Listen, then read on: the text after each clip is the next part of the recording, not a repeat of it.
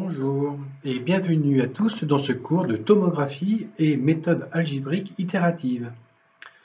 Avant d'introduire le cours sur les différentes techniques de tomographie, je vous propose une introduction succincte aux différentes modalités utilisées en imagerie médicale. Comme d'habitude, vous retrouverez mes cours sur la chaîne Stream. Nous verrons en tout et pour tout 9 séances, donc 5 en tutoré et 4 en non tutoré. Pour la première séance tutorée, c'est-à-dire maintenant, nous aborderons une introduction à l'imagerie médicale, suivie d'une introduction aux différentes techniques de tomographie. Il s'agira des méthodes dites analytiques.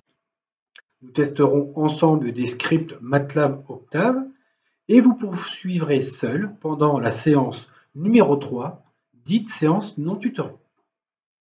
Pour la deuxième séance tutorée, nous traiterons des méthodes de tomographie algébrique et itérative. Nous testerons ensemble des scripts MATLAB et vous poursuivrez seul pendant la séance non tutorée numéro 4. Pour la cinquième séance, nous aborderons les méthodes algébriques et itératives pour le signal et l'image. Là aussi, nous testerons ensemble des scripts MATLAB Octave et vous poursuivrez seul pendant la séance non tutorée numéro 6. Pour la septième séance, nous reviendrons vers l'imagerie ultrasonore. Là aussi, nous testerons des programmes avec la boîte à outils MUST et vous poursuivrez seul pendant la séance numéro 8. Enfin, nous terminerons par une séance dédiée à des concepts de modélisation et de déconvolution non linéaire dans le cadre de l'imagerie ultrasonore. Les objectifs d'apprentissage sont les suivants.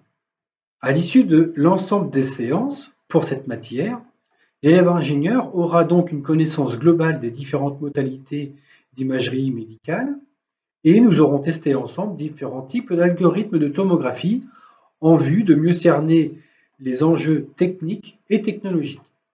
De plus, l'élève ingénieur aura une bonne connaissance des méthodes de traitement du signal algébrique et itérative qu'il aura testé via des algorithmes. Le livrable associé sera donc un rapport tiré des activités de projet pendant les séances non tutorées, focalisées sur des méthodes de tomographie, de traitement d'image et de traitement du signal.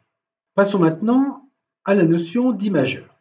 Un imageur, c'est un système qui permet de construire un objet virtuel, c'est-à-dire une image 2D, 3D, etc., etc. Ce dispositif, qu'on appelle aussi souvent un scanner, permet d'observer les tissus et organes sans chirurgie et donc par transparence. L'imageur sera toujours doté d'un émetteur avec une source de rayonnement et sa mise en forme, d'un récepteur mettant en forme les rayonnements captés, puis analysés, traités, stockés, et d'une interface homme-machine. Souvent, lorsque les rayonnements ont des effets délétères sur le corps humain, comme en imagerie TEP, ou sur le matériel comme en imagerie par résonance magnétique nucléaire où le champ magnétique est très fort, la visualisation des objets reconstruits sur l'écran de la station de travail est déportée dans une autre salle. On voit à gauche un système d'imagerie par résonance magnétique nucléaire. L'imagerie médicale regroupe l'ensemble des activités qui conduisent à construire une image. Nous cherchons à reconstruire un objet virtuel, image de l'objet étudié, c'est-à-dire le corps humain en médecine. Pour cela, on explore le corps humain en profitant des interactions entre un rayonnement judicieusement choisi et dirigé vers les organes. Les concepteurs sont des physiciens, des ingénieurs qu'on appelle des imaging scientists, des médecins, et les utilisateurs sont les médecins, infirmiers, sages-femmes et manipulateurs radio. La tomographie extrait des tranches, c'est-à-dire des coupes de l'objet étudié. On passe d'un objet dans l'espace 3D à un plan. À partir de plusieurs coupes, un objet tridimensionnel peut être reconstruit. Un choix adéquat des longueurs d'onde, des rayonnements, permet d'explorer par transparence le corps humain. En tomographie par transmission, par exemple, l'utilisation des ombres projetées conduit à une perte d'information en profondeur suivant l'axe Z comme indiqué en bas à gauche. L'information volumique est transformée sous la forme de pixels sur le détecteur comme indiqué en bas à droite. Comme précisé précédemment, un imageur est composé au niveau de l'émetteur d'une source de rayonnement et de capteurs sensibles à ces rayonnements au niveau du récepteur. En imagerie, ce sont les 5 derniers rayonnements, bêta, gamma, X, UV et infrarouge, qui sont utilisés, les rayonnements alpha étant plutôt utilisés en thérapie. Les rayonnements gamma sont utilisés en médecine nucléaire avec la tomographie par émission de positons. Les rayonnements X sont utilisés plutôt en radiologie avec des tomodensitométres. L'imagerie infrarouge et visible sont utilisés en ophtalmologie par exemple, et les ultrasons en radiologie avec des échographes. Les systèmes d'imagerie sont divisés en 3 catégories. L'imagerie morphologique, l'imagerie fonctionnelle et celle qui compose les deux. L'imagerie morphologique permet d'obtenir des images anatomiques montrant la structure des organes. C'est le cas en radiologie conventionnelle, en tomodensitométrie, en imagerie par résonance magnétique nucléaire et en échographie. L'imagerie fonctionnelle, quant à elle, propose des images qui indiquent le fonctionnement ou l'activité métabolique biologique d'un organe. C'est le cas en médecine nucléaire avec la tomographie par émission de positons et la tomographie par émission monophotonique. Et en radiologie avec l'imagerie par résonance magnétique nucléaire fonctionnelle et le Doppler en imagerie ultrasonore. Souvent, l'injection d'un agent de contraste ou d'un radiopharmaceutique est nécessaire. La spécificité de la substance qui permettra de cibler, fixer le radiotraceur ou agent de contraste est déterminant dans l'établissement du diagnostic. Aujourd'hui, la combinaison de plusieurs modalités est une affaire courante, comme les scanners, TEP ou autres.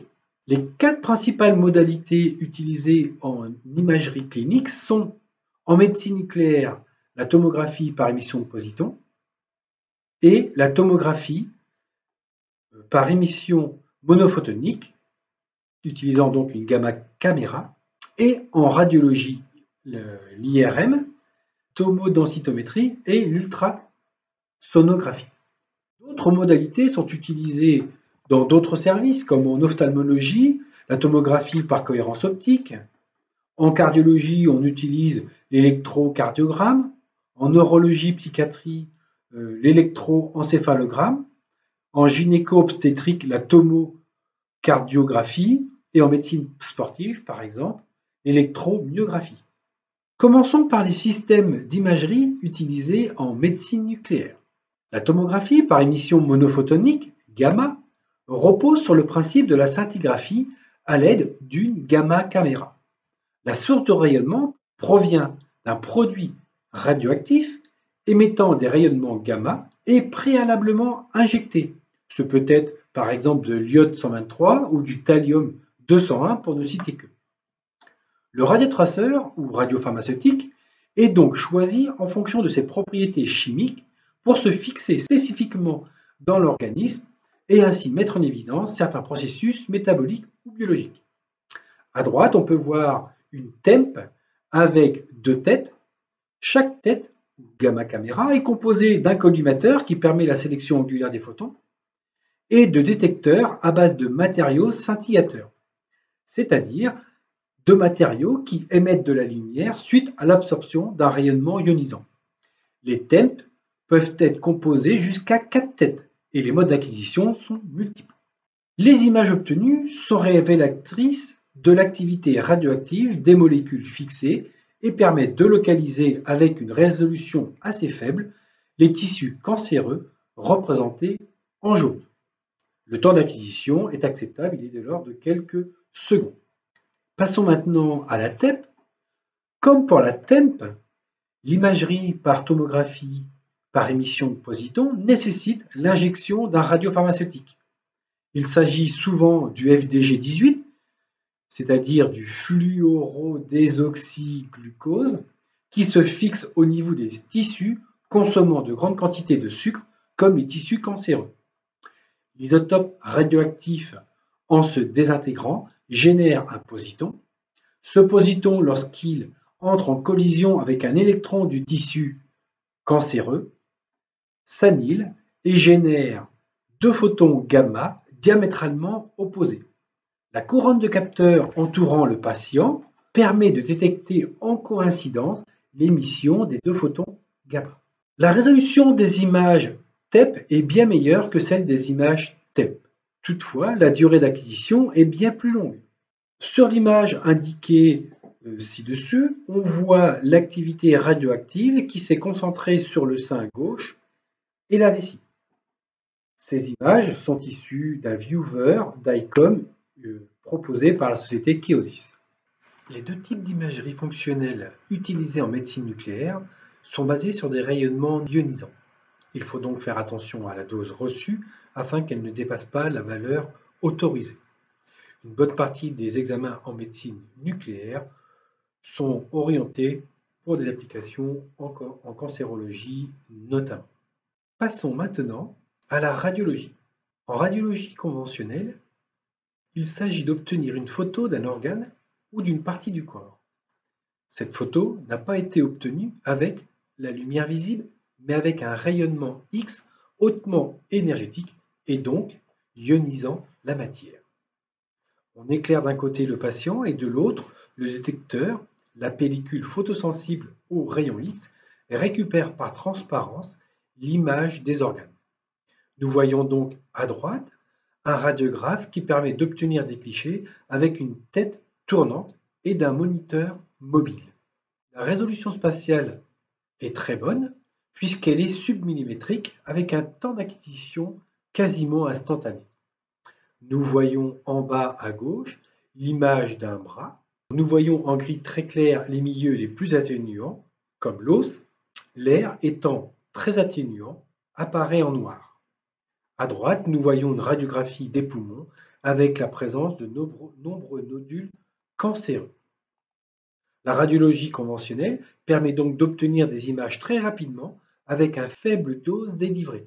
Parfois, pour mieux faire ressortir certains tissus, des agents de contraste sont injectés. Cette modalité est toujours utilisée de par sa simplicité d'utilisation. Aujourd'hui, on vient compléter l'utilisation de pellicules et de négatoscopes à des négatoscopes numériques. Pour expliquer d'où proviennent les photons qui éclairent le patient, je dois expliquer les deux types d'interactions engendrées dans un tube à rayon X. La première interaction concerne le faisceau d'électrons généré par l'échauffement du filament dans le tube, comme indiqué à droite, et l'anode de tungstène. Les électrons du faisceau, en passant à proximité des noyaux du tungstène, sont déviés et ralentis. Cette perte d'énergie cinétique produit des photons X. Les différentes longueurs d'onde des photons X constituent un spectre continu du rayonnement dit de freinage.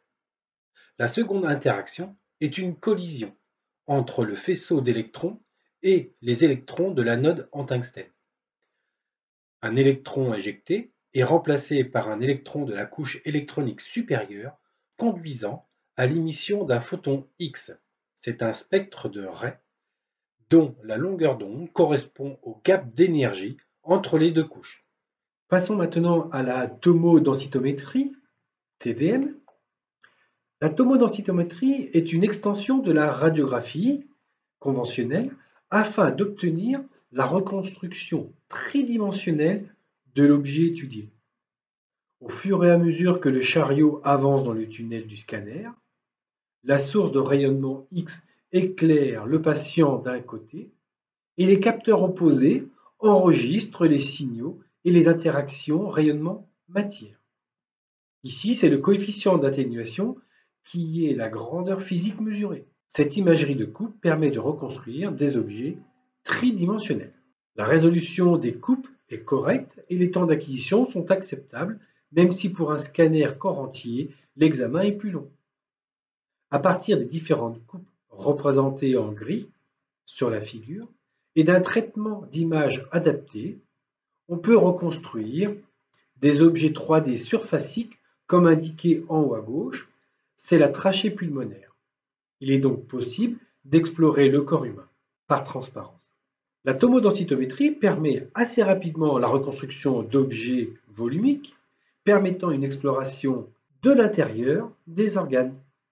La résolution de 1 mm3 est relativement suffisante pour détecter certaines déformations d'organes. Les organes explorés sont divers, ils vont du thorax à l'abdomen.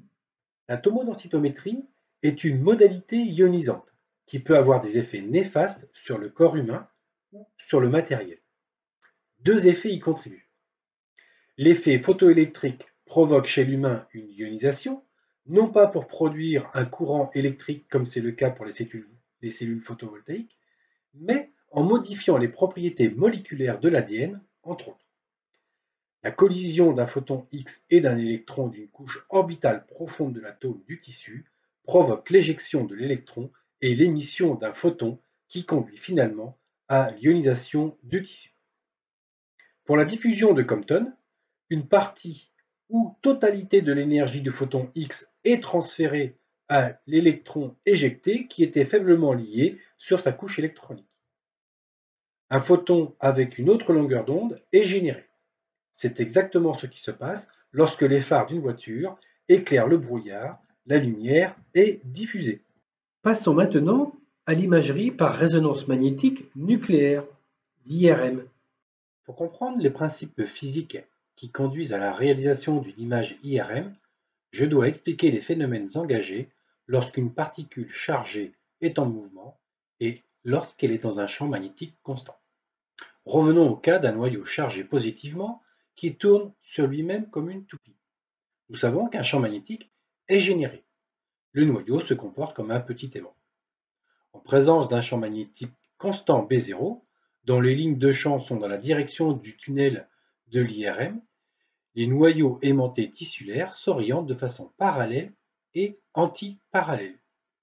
Il se trouve qu'il y a un peu plus d'aimants nucléaires dans le sens parallèle qu'antiparallèle. Il en résulte un champ magnétique M parallèle à B0, dont le module constitue la densité protonique toute petite en comparaison du champ magnétique B0 qui règne. Les noyaux aimantés précessent, tournent, à la pulsation de l'armor, ω0 égale à gamma B0. À l'équilibre, il n'est pas possible de mesurer M car il est noyé avec le champ B0. Un aimant permanent oriente les noyaux atomiques vus comme des petites boussoles dans la direction allant dans le tunnel du scanner. Pour pouvoir mesurer le champ M, un champ radiofréquence orthogonal au champ B0 vient exciter les noyaux qui précessent comme des toupies à la fréquence d'excitation dans le plan orthogonal. Lorsque l'excitation B1 est coupée, les boussoles nucléaires précessent à leur fréquence de résonance pour revenir à leur position initiale. Dans un plan choisi orthogonalement à la direction du champ magnétique B0, il est possible d'enregistrer le signal de relaxation décroissant, dit FID, très petit par rapport au champ B0. Le signal de décroissance étant plus ou moins exponentiel, une constante de temps est évaluée. Les niveaux de grille des pixels de l'image IRM correspondent à des constantes de temps. L'IRM est l'outil préféré des radiologues car il permet d'imager quasiment tous les organes, sauf les poumons. Les images IRM sont des images de temps de relaxation, T1, T2 par exemple. L'IRM permet de réaliser à la fois une imagerie morphologique, mais aussi fonctionnelle, en comparant par exemple des mesures tirées du sang oxygéné et désoxygéné. Pour les IRM classiques de 1,5 Tesla, les résolutions voxéliques sont millimétriques. Il est possible d'obtenir de meilleures résolutions en augmentant la valeur du champ de l'aimant permanent pour passer de 1,5 à 3, 5 et 7,5 Tesla, mais au prix de nouveaux types d'artefacts à éliminer. Les temps d'acquisition sont assez longs et peuvent atteindre facilement 20 minutes. Le bruit de la machine est aussi très perturbant. Comme indiqué précédemment, quasiment tous les organes peuvent être explorés. En bas à gauche est représentée une image résultant d'une IRMF, c'est-à-dire une IRM fonctionnelle.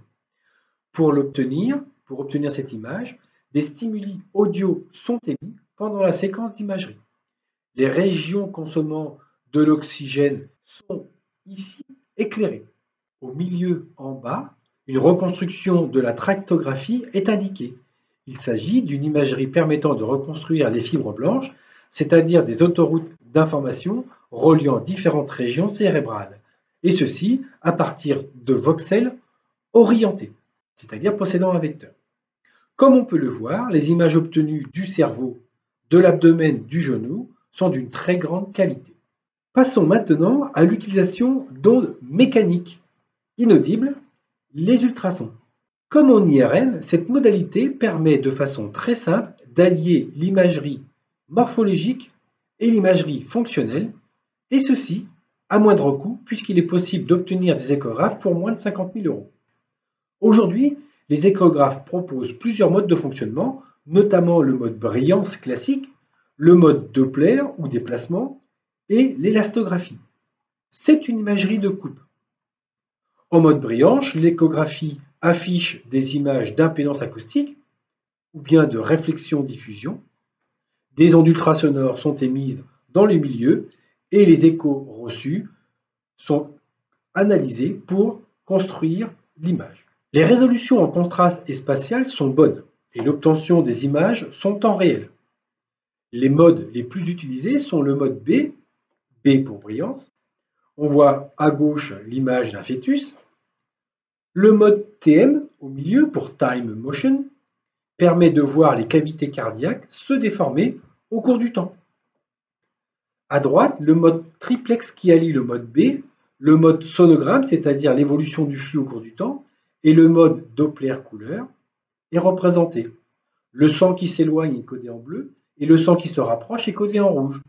Ici, nous voyons au niveau cérébral le cercle de Willis. C'est le rond-point, le carrefour des différentes artères cérébrales.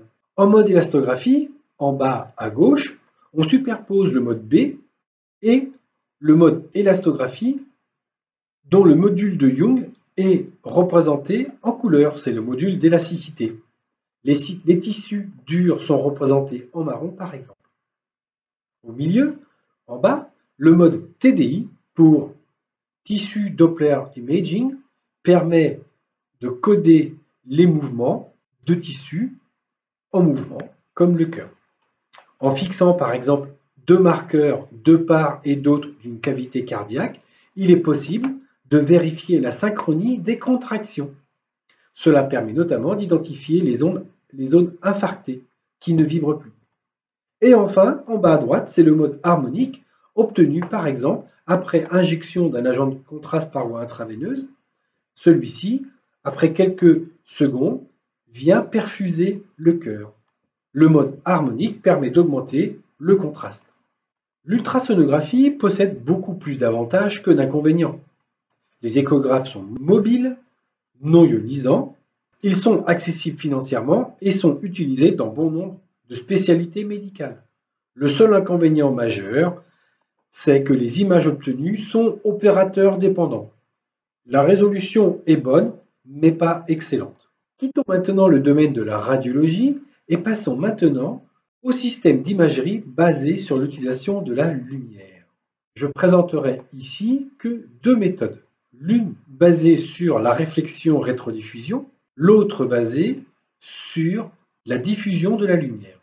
Il s'agit dans un premier temps de la tomographie par cohérence optique et pour l'autre de la tomographie par diffusion optique. Pour ce type d'imagerie, le choix de la longueur d'onde est très important. Il s'agit encore d'une imagerie de coupe. Vous voyez sur la droite, en haut, le tomographe par diffusion optique et en bas à droite, le tomographe par cohérence optique. Les applications majeures de la tomographie par cohérence optique sont l'ophtalmologie, la dermatologie et la cardiologie. Pour la tomographie de diffusion optique, c'est plutôt la détection du cancer du sein. Par contre, la profondeur d'exploration est de l'ordre de quelques millimètres pour la tomographie par cohérence optique. La résolution spatiale de la tomographie par cohérence optique est excellente puisqu'elle est submillimétrique, alors que pour la tomographie par diffusion optique, elle est de l'ordre de quelques dizaines de millimètres. L'obtention des images est instantanée et des dispositifs sont mobiles. Ils peuvent donc équiper des cabinets médicaux. Les coûts sont de l'ordre de quelques dizaines de kilo-euros et sont donc accessibles aux médecins de ville. Quittons le domaine des systèmes d'imagerie active et passons au système d'imagerie passive, basé ici sur l'utilisation d'ondes électromagnétiques. Contrairement aux autres types d'imagerie, cette imagerie est passive, c'est-à-dire qu'aucun rayonnement n'est émis. Le système écoute passivement, même si dans certains cas, des stimuli peuvent être transmis.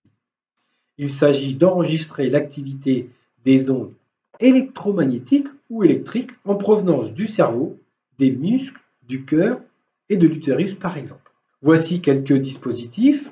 On voit à gauche un système d'électroencéphalographie, à gauche un système d'électromyographie, au milieu un système d'électrocardiographie et à droite un système de tachocardiographie. Tous ces dispositifs sont mobiles, non ionisants, non invasifs et peu chers, sauf pour la magnétoencéphalographie qui est un cas exceptionnel qui permet d'enregistrer des signaux magnétiques.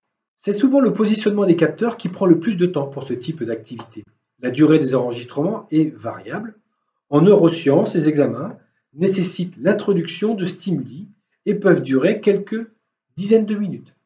Dans ce cas, une cartographie des activités est réalisée. En bas à gauche, nous voyons une cartographie cérébrale des activités magnétiques obtenues à partir de la magnétoencéphalographie. Pour le même examen, nous voyons une cartographie électroencéphalographique, c'est-à-dire à partir d'ondes électriques. Avec des résolutions de l'ordre de quelques millimètres, on arrive à bien distinguer les différentes sources. On notera l'orthogonalité des sources électriques et magnétiques.